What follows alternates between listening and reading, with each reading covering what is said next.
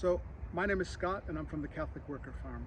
At the Catholic Worker Farm, we've looked after up to 21 women and children who have fled honor-based violence, domestic violence, war, human trafficking, and just all sorts of terrible situations. And in order to do that, we need about 70,000 pounds a year. But this year we've been hit really hard because of COVID-19. We've not been able to do our fundraising, our street collections in Beaconsfield, so we've lost 9,000 pounds there. We've lost 9,000 pounds because we can't put on FarmFest in the usual manner. And then we've lost committed givers, people who donate regularly, because they're struggling too, and we respect that completely. However, we are going to put on FarmFest this year. It's going to be online, and our hope is raising 10,000 pounds. And that way we'll be able to continue the work that we're doing. So we're going to give you a tour of the Catholic Worker Farm house. And we're doing that because we want to dispel any kind of ideas that maybe it's a weird, bizarre place that you yourself couldn't live in. We want to take some of the mystery out of it. So welcome to Cribs, on Lifestyles of the Poor and Infamous. Come on in. So this is our living room. And here you see there's weights there. So we sometimes do a little working out, and there's drums. So we have like drumming sessions. We also have a projector over here. And on our community days, we might give a talk, or Maya Angelou or some inspirational character will sort of give a talk on the large screen. We have a projector screen. Sometimes we watch movies here at night. We actually make popcorn. We all sit around and we watch movies. What did we watch last night? Oh, I can't remember. But anyway, we watched The Wizard of Oz. In this room are 5 beds, and often we have 5 women in here. So we can take a total of 8 women in this house, and then also we had Mary House for women and children. In total, we've had over 500 women and children stay here since 2006. And we have plans to expand as well. We'll be renting the house next door in due course, hopefully next April, and also be putting in planning permission to turn our garage into more accommodation. So we could be looking after up to 40 people in about 3 years' time, and we'll just watch this space. So this is one of our guest rooms. So we'd have 3 women living in this room, one here, one on the bottom bunk, and one on the top bunk. We tend to put pictures of women sleeping in the rooms, hoping that will inspire them to sleep a little bit. Here is sort of storage area for their clothing and things like that. We feel it's large enough where it's comfortable. And actually local people helped us to redecorate this room. It was really shabby when we moved in, but they helped us to replaster it and put the floor down and things like that. So that's this room. This is our kitchen. It's really incredible to eat here with so many people. Sometimes we have to take it in shifts so that we'll have 8 or 9 people sitting around the table, and then we'll have another 8 or 9 people eating in the living room. Sometimes we're all, like when we have birthdays, we're literally crammed in here, and there are people sitting here and then standing up all around the edges and everything. And it's quite beautiful. We're aware that people eating together is a real important thing, that it helps people to grow intellectually, emotionally, spiritually, in all sorts of ways. And so it's really important that we all come to the table and share food together.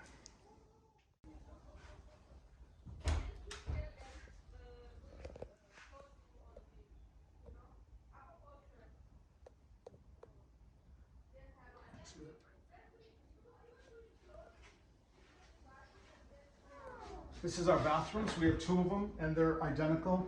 And we received a grant in order to make these.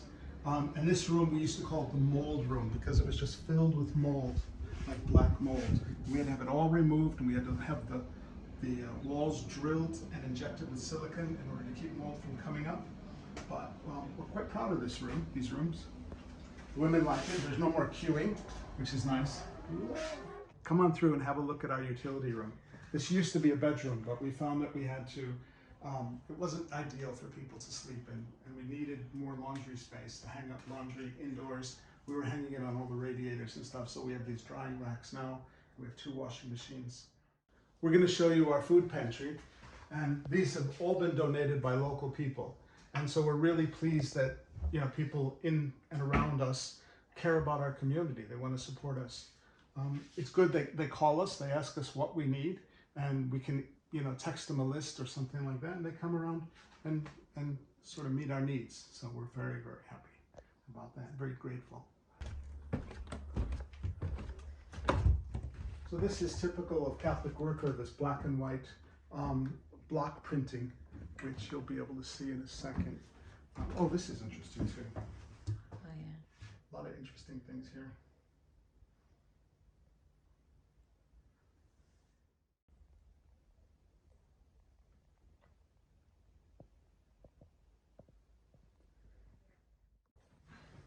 We need to maintain the house, and our fundraising helps us to maintain the house. And there's a good example of why we need your support.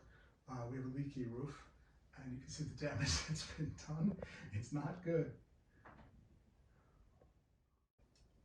It's funny, even these little statues and things on our mantelpiece were given to us by the women. See that little, yeah, these little things.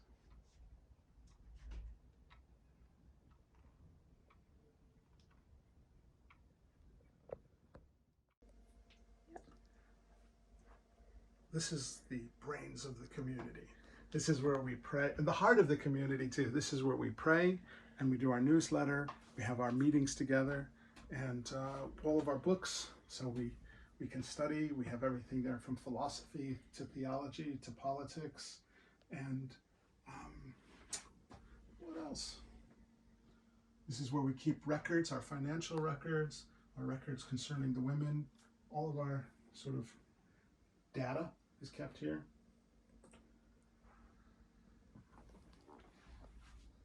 This is kind of interesting. This is what we would normally be doing, except we can't do it because of COVID. We would normally be standing on the street holding these buckets, and we actually raised 9,000 pounds last year in Beaconsfield. Nice place to ask for money, but we can't do it. So that's why we're 9,000 pounds short. So this is the Rockstar room. Now this is where Kyle lives. He's one of our volunteers. And there's another space. Simon's going to be coming in September. And a guitar collection there. Very interesting. And his books. He loves reading philosophy, particularly Greek philosophy. And herein lies Marcella's room. She's another volunteer, but generally the women volunteers come to this room. So that's her bed over there. And we have another bed. So if anybody out there is a female and wants to volunteer to live in our community, there you go. That's where you would be. And this is a little thing here. It means love, Japanese. This is the volunteers' toilet and shower room. And we redid it. So it's quite nice, I think. We're happy with it. So here's another.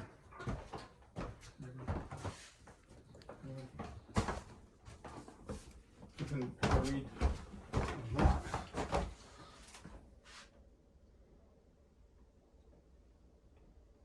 That's a quote from Dostoevsky.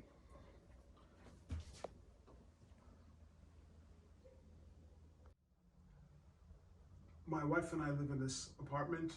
My wife's from Denmark. Her name's Birta. And it's really important that we have our own privacy, our own sort of sacred space, so that we can be recharged in order to continue to work in the community. It's important that we be able to cook our own food when we want to, and to have our own shower and our own toilet, because we're not here for just 1 year. We're here for the rest of our lives. Normally Catholic workers die in their communities. They don't even retire. So we could be here for the next 30, 40, who knows? And so we need to make sure that we keep good boundaries and we stay as healthy mentally, physically as we can. I'm going to take you into our kitchen.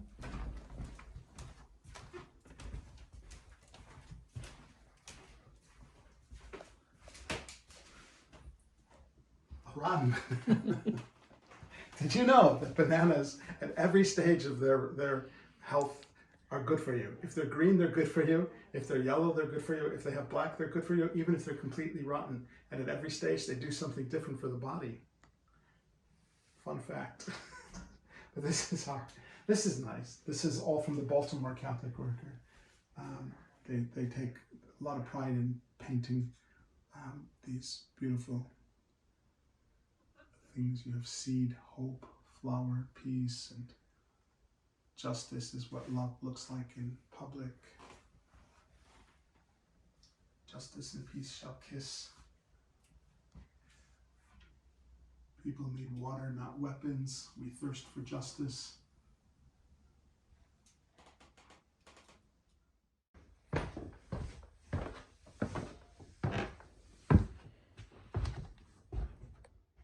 You are almost finished, but the rest is.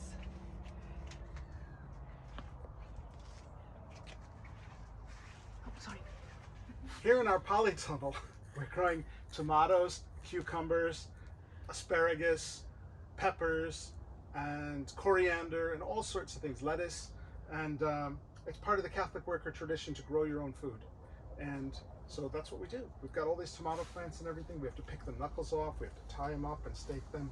And we're just waiting for them to produce tomatoes. There's some here, probably. Okay.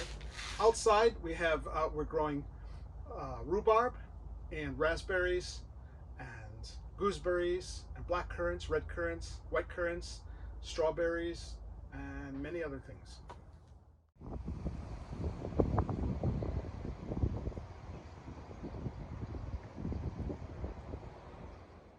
If you look around here, all the infrastructure is ready, but we've got to be aware of COVID, and so we can't invite people to the farm this year.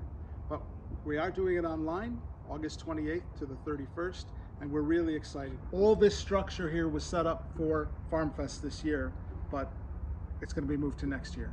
And next year it's going to be even more exciting, more interesting, with a lot of music and poetry and all the things that you love.